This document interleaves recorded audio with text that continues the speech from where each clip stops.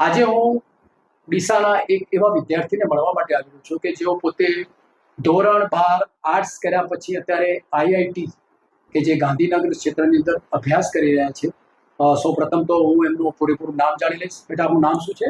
મારું નામ મોદી ધ્રુવ વિનોદ કુમાર છે. Very હું good. આઈઆઈટી ગાંધીનગર ખાતે અભ્યાસ કરું છું. ખૂબ સરસ, ખૂબ મારું પ્રાઇમરી અને સેકન્ડરી અભ્યાસ મેં કેબી અગ્રવાલ હાઈસ્કૂલ ડીસાથી કરેલું છે અને મારું હાયર સેકન્ડરી મેં સરદાર પટેલ હાઈસ્કૂલમાંથી કરેલું છે. સુંદર.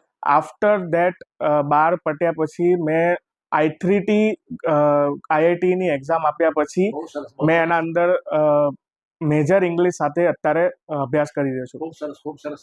બેટા, એવું કહેવામાં આવે છે કે આર્ટ્સ, કોમર્સ અને સાયન્સ જે કર્યા પછી આપે તો આર્ટ્સ કર્યા પછી આ ફેકલ્ટીમાં ગયા છો, તો તમે વિદ્યાર્થીઓને શું સંદેશો પાઠવવા માંગો છો?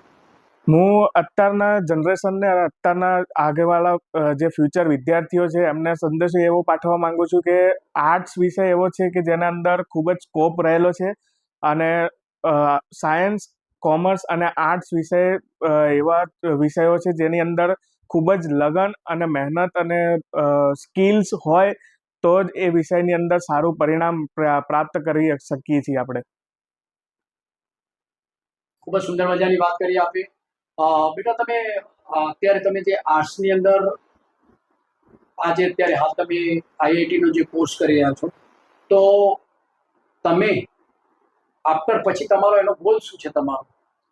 આ આઈઆઈટીની અભ્યાસ બાદ હું એમએડ કરી અને ક્લાસ 1 ક્લાસ 2ની ગવર્મેન્ટ એજ્યુકેશન ખાતાની એક્ઝામ આપી અને આપણા દેશના ફ્યુચર માટેનું કામ કરવા ઈચ્છી રહ્યો છું. શિક્ષણ ક્ષેત્રે આપ ઉમદા કામ હા. કરવાની વાત કરી રહ્યા છો, બરાબર. અને વિદ્યાર્થીઓને પણ તમે એવો કેવો સંદેશો પાઠવવા માંગો છો ત્યારે હાલ વર્તમાન? અત્યારના વિદ્યાર્થીઓને બસ એક જ સંદેશો છે કે પોતાના નિશ્ચિત ગોલને અત્યારથી જ જાણી લો અને એના ઉપર કામ કરવાનું ચાલુ રાખો. બરાબર. તમારો જે ગોલ હોય ગોલના ઉપર તમે કામ કરશો તો જ તમે તમારી સારી એવી સફળતા મેળવી શકશો.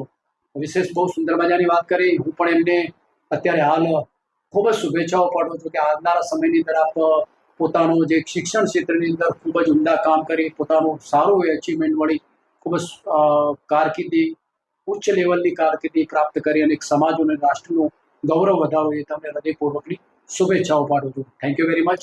Thank you very much. આભાર.